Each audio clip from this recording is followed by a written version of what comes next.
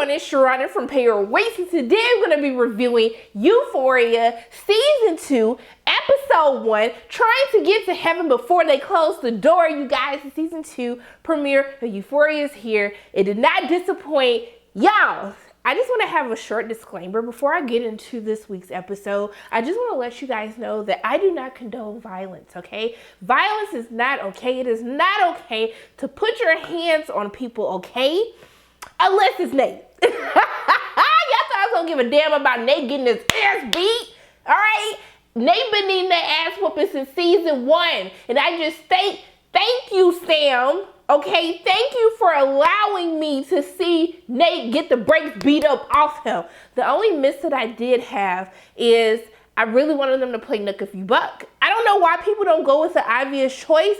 Like, as soon as Ruth said damn at the end of the episode, all I wanted to see is a boom, Don't act like y'all want to think about Nook If You Buck. Yeah, we ducking and bucking and ready to fight. Because the way that Fezco was sitting on the couch the whole time, I was like, so are we just going to do this stare down the whole time? Like, why do you keep staring at Nate like this?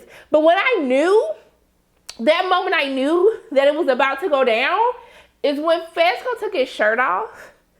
When he took his sweater off and stuff, and he just had laser focus, I was like, oh my gosh, he finna go beat his ass. And I was geeked. I had a smile on my face. I was like, it's about time, because Nate should have had his ass beat so long ago for the laundry list of things that Nate did. Now, y'all forgot when Nate made that comment to him about, hey, didn't you say the last time you saw me you was gonna kill me? We forget that this is after he has threatened Rue and Jules, and he called the police on Fezco and them. Like, that's why they can't keep their product at their house and stuff. So, like, Nathan had this ass whooping coming, and I'm not gonna lie, I was a little disappointed in Fezco, because I'm looking at him like, bruh, you a whole drug dealer. He called the police on you. He put your life in jeopardy. And Ashtray, why you ain't beat the brakes off of him yet? But I would have to say that it was just seeing Nate get his ass beat was well worth the almost 2-year wait for season 2 of Euphoria. But let's start back from the beginning of the episode. I just wanted y'all to know how excited I was, because y'all know I can't stand raggedy ass Nate. He been looking for an ass whooping for a very long time, and I was just happy that he got it. Okay, start out the year with an ass whooping. Okay, get your life back on straight. All right. So the episode does focus on Fezco. We get a little bit more into the backstory of Fezco and Ashtray and how they got thrown into this crazy business.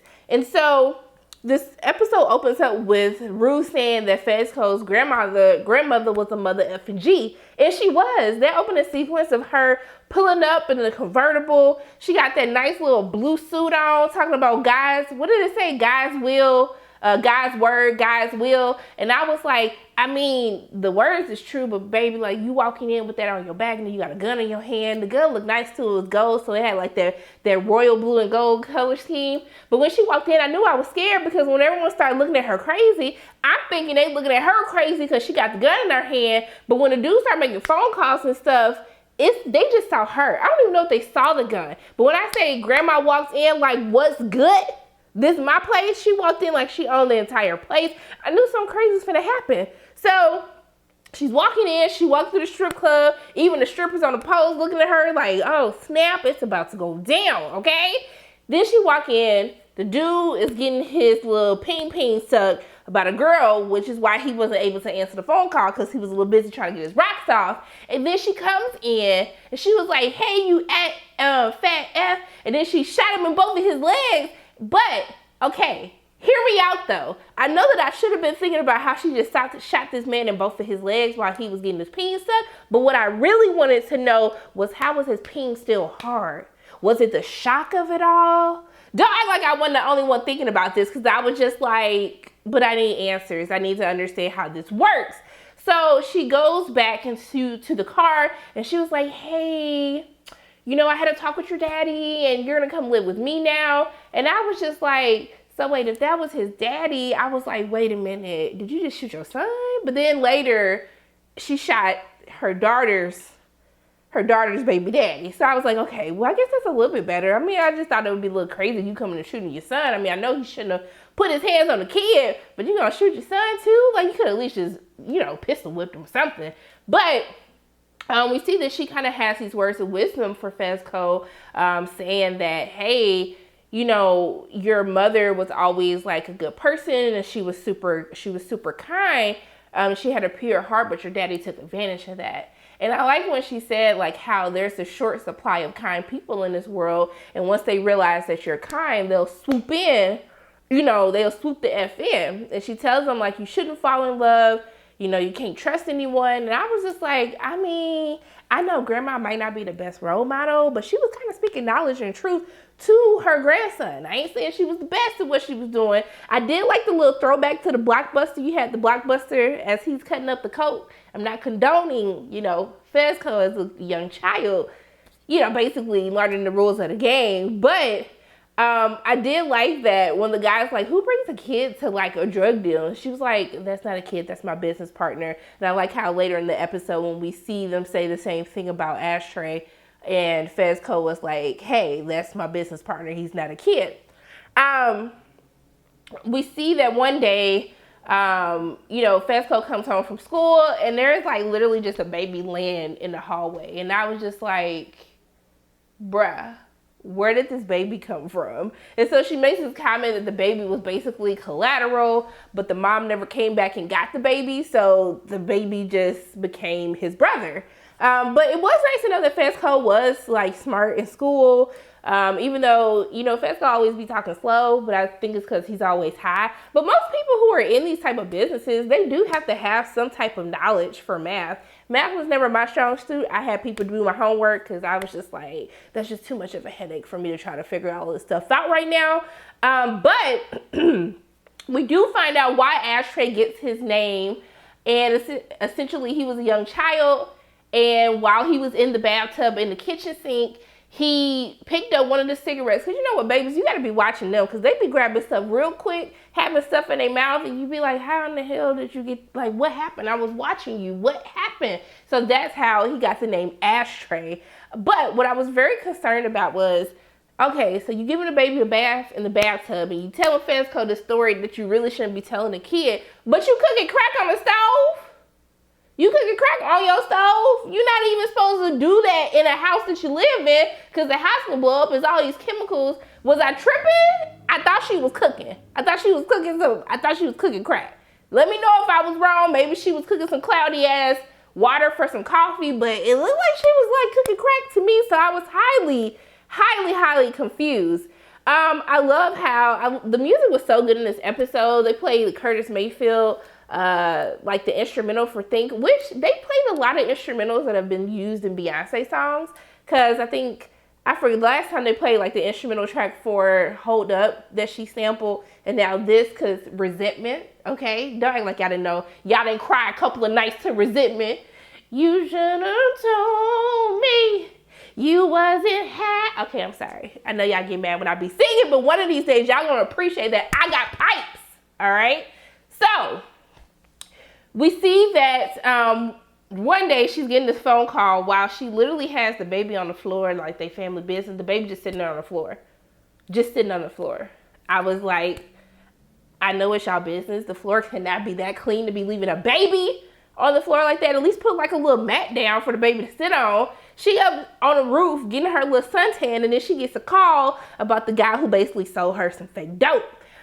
Grandma got her stuff together, got her homeboy, her grandson, and then she comes and she pulls a crowbar and she starts beating the hell out of him.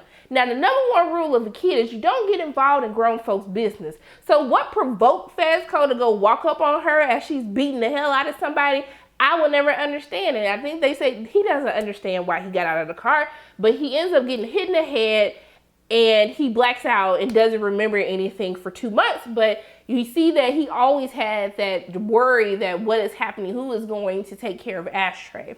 And so we see how his grandmother actually ends up sick and she collapses, and he doesn't want to call the ambulance because of course they have drugs in the house. So he drives her to the hospital, which takes even longer. I don't know if she lost oxygen to her brain or anything like that, but essentially that's why she's in the condition that we find her in season 1 and why he's been taking care of his grandmother this entire time. So this is how we move into present day. And then we hear this voiceover of the more you move up in the world, the more enemies you make. And he thought about how his grandmother would handle Nate. And I said, if that ain't a damn word, because just some stuff I've been going through, it's like the more that you accomplish, like you just realize like you just had these people and you be like, damn, like, was you with me or was you hating on me the whole time? Like, where did all these people come from?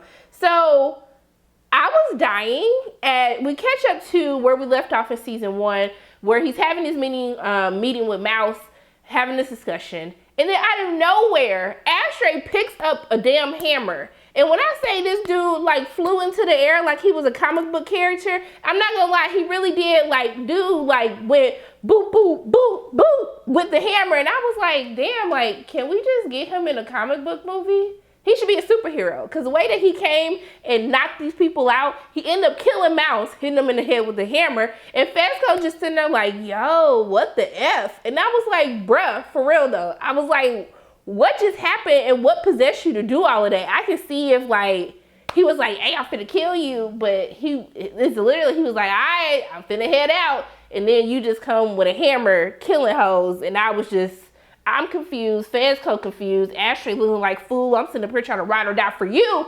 But I was just like, was all of this necessary? And so then we see that we go to the car of Ashtray, of Fezco, and Rue is sitting up here like going hard, okay? Like Rue was going hard on Hit It Up, like I go hard on Rocky Hips. You just know that line and you rapping the whole thing. Cause when I got 32 flavors of this bootylicious bubble gum. Like she was going in on Hit 'em Up. I was like, okay, Rue, all right, say what you gotta say. But Rue was being kind of annoying, and then Ashtray was like, yo, like, can she shut the F up? And I was like, Rue, like, for real, girl, like, Hit 'em Up, that is a dope ass Tupac song, but like, you gotta chill, B. So Fez was like, hey, like, chill out. We got to do this meeting. I really need you to be cool. But I was confused. Like, Fez, I know Rue is family, but why would you take her to a meeting with you trying to talk to the Connect who hadn't met you before? So I was just really confused by your decision making on why you brought her in the first place. But this entire interaction was so crazy. Like, first of all, when they show up, and it's the dude who they hit in the nose that was with Mouse. And then this girl, she just standing there, and then he was like, yo, who is this? And she was like, oh, hey, I'm Faye. I was like, okay, hey, Faye, I like your Sailor Moon top. It was busted, okay, it slapped. But she gets in the car, and they tell Rue and they tell Faye to stay in the car while they go handle business. And then when I see that Rue is telling the whole history of her and Jules to Faye, I was like, girl, what is you doing? And then Faye she pull out her drugs, like, oh yeah, I'm gonna do some heroin. And then Rue looking like, beach, like, this ain't the time or the place. I didn't know if she was getting scared because she was like, dang, I'd already been doing drugs, like, and then I'm gonna wanna do this heroin. Rue just wasn't having it. But what made me mad, and what did she call her? Because when I say I was ready to like get the hands and throw some hands on her, when she was like, you ain't nothing but a junkie ass bitch. I said, bitch, you say what? You calling me a junkie? And like you sitting up here shooting up heroin?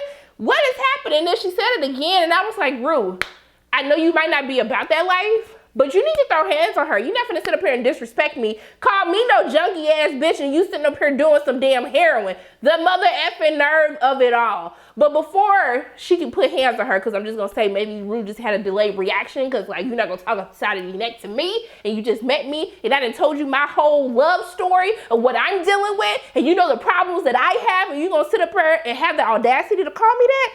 Oh, I'm getting mad all over again just thinking about it. It's like almost felt like Faye said it to me. So they get pulled up. They bring them into the house.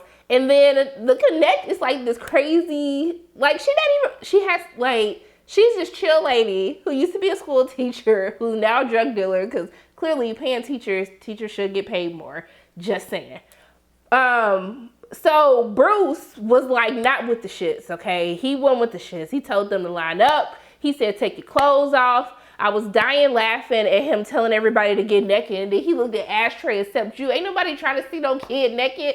I was like, sir, if y'all don't let Ashtray live in this episode, don't get it, okay? But when he started playing Right Down the Line by Jerry Rafferty, I was like, so you like being crunk like this? I guess people still got their music that they want to listen and they want to jam to. So everybody getting naked. Also too, there was a lot of penis that I saw in this episode.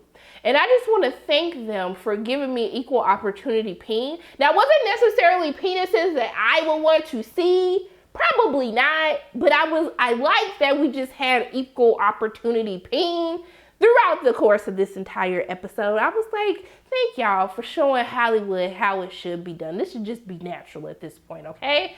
But we see that Rue is just making these crazy faces. Like, Rue is high. She is messed up. She's not taking her clothes off. Like, she act like she was about to start doing it. And then she kind of like, what is going on? And then Fezco looking at her like, Beach, if you don't take these motherfucking clothes off, you finna get us killed, ho. Then Brucey see that she ain't taking her clothes off. He grab her, choke her up, throw her in the shower, be like, lift your shirt up, take your pants off. And he was like, was it that hard? And I was just like, obviously, you see the girl is like messed up. Like, what is happening? And then when Lori come in like, hey guys, you know what's going on? And then the dude started giving his business pitch for Fezco. I was like, so we just gonna do this naked the whole time? And Fezco's like, can I put my drawers on? So like, can I put my drawers on so we can have a conversation? And then he fills her in on everything that is happening. And that's when we get the line about who brings a kid, you know, to a drug deal. And he was like, that's my business partner.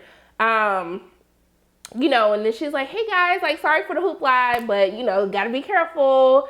And I was just like, okay. She gives him a suitcase of drugs. They do the drug deal. They get out, and then Rue was just in the car, she's like, yeah, that was just crazy, y'all. Like, just making light of the whole situation. Fezco wasn't having it. He was fed up. He was pissed off about the whole thing. Like, how were you just being so cool about almost dying? But Rue had a point. How many female drug dealers do you actually be seeing? There needs to be a change, okay? There needs to be more women in positions of power in these drug organizations, okay? They probably would run better if there were more women who were heading the drug organizations in the first place. I think Rue was actually on to something. I was here for that with Rue.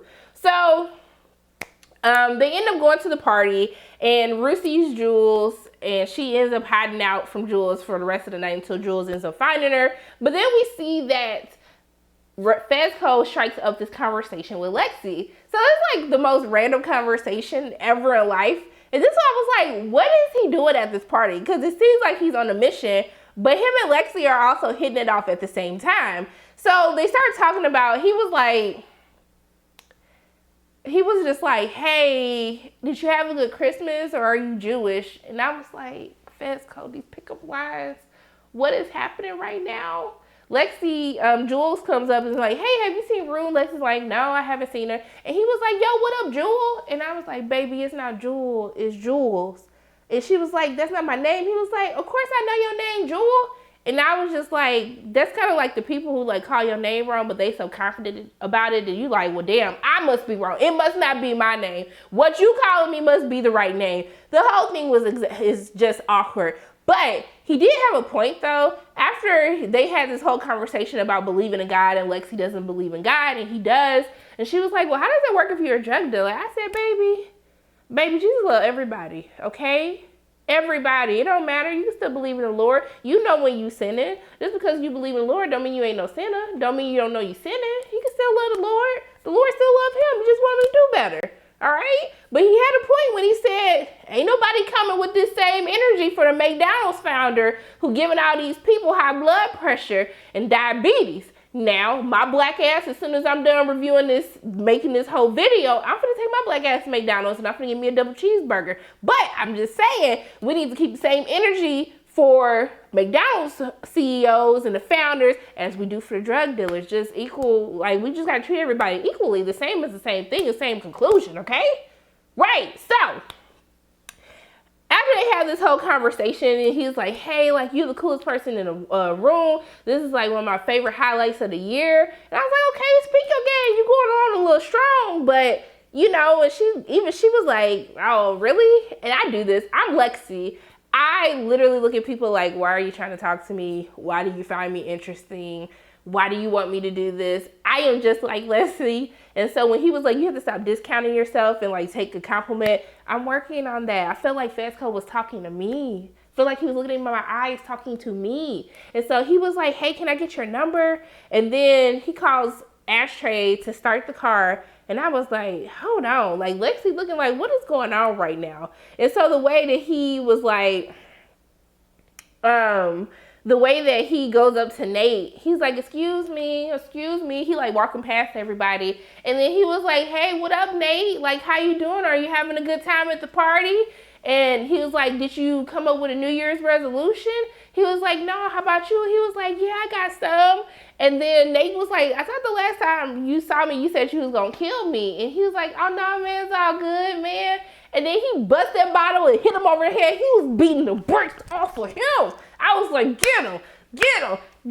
Okay, I felt like I was standing there with the fight. Then you hear Cassie, dumbass. We're going to get into Cassie Raggedy behind a couple minutes. She was like, stop it, McKay. He was beating the brakes up off of Nate. I was here for every moment. The only question that I have is, how did Nate have all that blood on him?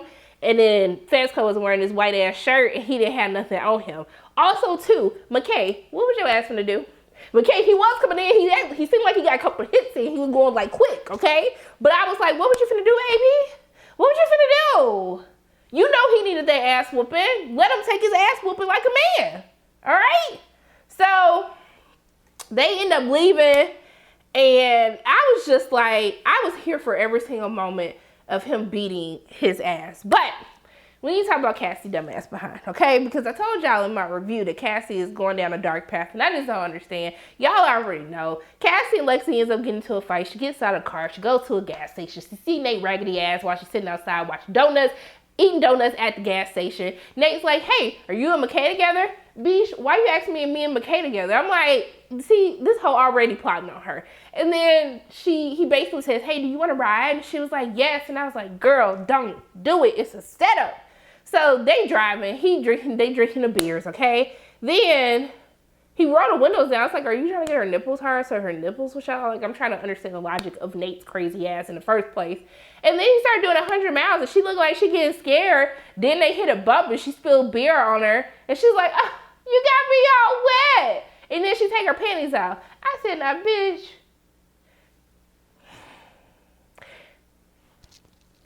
You know, I'm just not even gonna go into it. She takes her panties off, then she puts her head outside the car. This is when I got triggered, okay? I was triggered by this motion because it made me think of Hereditary when the girl puts her head out of the car. And I was like, I know this girl's head is not, like, please, girl, just bring your ass back into the car. So they go to the party, and then you see that Lexi's been looking for Cassie. She's been calling her. When Maddie gets there, she's asking Maddie, have you seen her? Nobody's seen her. What happens when Maddie takes her behind to go use the bathroom? Cassie and Nate are having sex in the bathroom. I said, if this bitch, now I know she was drunk, but I said, bitch, Nate, even before we get into the whole point that Nate is Maddie's ex-boyfriend and that's Cassie's best friend, like, it's Nate. It's Nate. Why? So then she starts hyperventilating, acting crazy, which was really great acting. Like, her facial expressions, Sydney Sweeney's facial expressions this episode was on point. She started crying. He looked like, bitch, are you crying? And I was like, bitch, are you crying? What you crying for? So Natty's banging on the door. The only thing that they can do, because he can't get the window open, he has Cassie lay in the damn tub with the shower curtain pulled. And that's the only thing he could do. So he leaves, and then Maddie uses the bathroom. Baby, when I gagged when Maddie took that face towel and wiped her damn cooch with it and threw the towel, I said, man, you couldn't find a dirty clothes hamper. You just gonna throw that towel? You wasn't even drunk yet, Maddie. When it hit Cassie's face, I literally, like, I gagged, okay? I gagged. I was screaming. I'm like, bitch, why are you trying to get your phone this whole time? And y'all, I'm sorry I keep calling Cassie the B word, but it's a bit respectfully, not to be disrespectful. That's just a term of endearment that I have, okay? So she's sitting up here trying to get her phone, and then she moves her phone, and I guess it gets signal. It starts ringing. Remember, at this point, Maddie and Travis, who is played by Demetrius Flannery Lil Meech, I was like, hey, Lil Meech, okay, looking good and stuff. They're having this conversation. he was like, hey, you want to smoke? And she was like, I don't smoke other people's weed. I said, thank you, Maddie. That's probably one of the best decisions you have made this episode. Then he's sitting up here being all corny and stuff, trying to talk to her. And then she asked him, does she want to go dance? And before this, he hears the phone vibrate when Lexi's calling. Cassie, my heart stopped. I'm shook. Cassie looking shook. Maddie just don't give a damn. And he was like, yo, it's a girl in here passed out. And Maddie was like, I could care less. Let's go dance. And I was like, woo, what's that line for real? You've been touched by an angel, girl. Like, for real. Because the fact that Maddie just was so self-absorbed that she couldn't even look to see who was passed out, even though people was looking for Cassie, I would never know. But, okay, but we see that McKay Rainey behind is at his party, okay? Obviously, he's here to see Cassie, trying to see what she up to since they didn't broke up. What I found very weird is, so after him and Cassie have this interaction, she's like, I'm not a good person. I don't deserve being anybody's boyfriend. And I was like, girl, you need to just, the fact that you was even giving Nate something, that's what you need to be upset about, okay? So afterwards, McKay goes back out and he sees Nate, and then basically they're talking and Nate was like, you mean to tell me that you went there, you saw them tits and you didn't sleep with her? And he was like, nah, man, chill. And I was like, yeah, Nate, chill. He was like, come on, man, I know you smashed her. And he was like, no, man, we were just talking, chill. Then he was like, I know, did you use a condom? And he was like, where did you come? Did you come on her tits? Did you come on her stomach? I said, I know dudes don't be talking like this. It was so creepy, and he was so close, and McKay so short, and then he was just towering over him. I was just like, back up, give me 50 feet. What was you doing? That whole, it was very weird, and it was just giving me crazy, okay? It was giving me, you're crazy, get away, run away. So, I'm trying to think, that's pretty much all that happened with them. Rue ends up seeing Jules. She's ignoring her the whole party or trying to get away from her, which we're introduced to, I think his name is Dominic Feek's character, Elliot. She goes into a room and he's in the laundry room snorting some, I don't know what the hell, probably some coke, whatever he was doing. And then she like closes the door real quick and then she's like, no, like this fool got some damn drugs. So she opens the door again and she's basically like, hey, like, what are you snorting? And he's like, nothing. And she was like, well, if you tell me what you snorting, I'm gonna tell you what drugs I'm doing. And then they become friends. They start doing drugs together, like, you know, 2 peas in a pod. And then Rue started acting a little weird. I mean, weirder than Rue normally acts. And then she was like, oh, I must be going to cardiac arrest. I said, but why you say that so calm? You going into cardiac arrest? And then she's like, get the Adderall. And I was like, dang, ho, you got to take some Adderall to get, like, I would never understand the world of drugs, but that's Rue's business. I'm just here for the ride. So he comes back and then she was like, oh, she like comes back to like, I guess not about to die or overdose. And she was like, you're my new favorite person. And we cut to later in the episode, this really cool shot of Jules walking out and seeing Rue all the way across the party at the bonfire. And I thought it just looked so cool, especially as Jules is walking up to her and you kind of see like the fire illuminating her face. And they have this conversation and she asks like, you know, how are you doing? She's like, I'm good. And she's like, so when did you relapse? And then Rue was like, girl, it's just weed, chill. And she was like, when did you relapse? And she's like, okay, ho, since you want to play 100 questions, I relapsed the night that you left. Now what? Okay. So this is when Ashtray ends up interrupting, saying like, hey, it's time to go. The ride's finna leave, it's time to get out. But Rue goes and finds Jules and she tells her like, hey, I'm sorry. I didn't mean to be mean. I'm just having a tough time and I miss you. And then Jules says like, I miss you too, boo. And I was like, okay, like who gonna make the first move? And then Rue said, hey, I haven't said this before, but I want to be with you. I want to be with you, girl. My rib, girl. She didn't say that, I'm just saying. But they kiss. And I love at that moment, like you kind of hear like the little score come back. And I was like, oh, this is so cute. But then that's when, but then the fight happened. But I was like, okay, like y'all gonna be together now? Cause like we not gonna go through a whole season 2 of y'all doing this will they, won't they, will they, won't they? And so then that's when we see them together even at the end. And I think everything is gonna be cool with Jules and Rue. We shall see. But overall, I just need Cassie to do better. I need Cassie to do better. I just want more for her. I want more for Cassie. She could not keep making these terrible decisions. I thought after she got rid of Raggedy McKay that she would just be like, I gotta be by myself and I just gotta put myself first. And now you got Nate's pain all up inside of you, and it just doesn't make sense to me. It don't make sense to me, but the MVP of the entire damn episode is Fezco. He finally beat the brakes off of Nate, which is what I've been wanting literally since the beginning of season. And it was so satisfying, okay? It was so satisfying. So yeah, this is one hell of a season 2 premiere. Like, they did the damn thing. They did what needed to be done. I love that even the little paparazzi shots of them at the end of all the different characters. Like, way to start the season off with a bang. That's the bang that I like to see, Nate getting his ass beat. So those are my thoughts. I'm sorry, I know I rambled on so long. I'm sorry, guys. It was so much that we needed to talk about in this episode. But those are my thoughts on Euphoria season 2, episode 1, okay? As always, my name is Sharana from Pair Ways, and if you like what you saw today, make sure you hit the like button, hit subscribe, share this video with your friends. Make sure you hit that notification bell, and I love you guys 3000. And until I see you again, bye.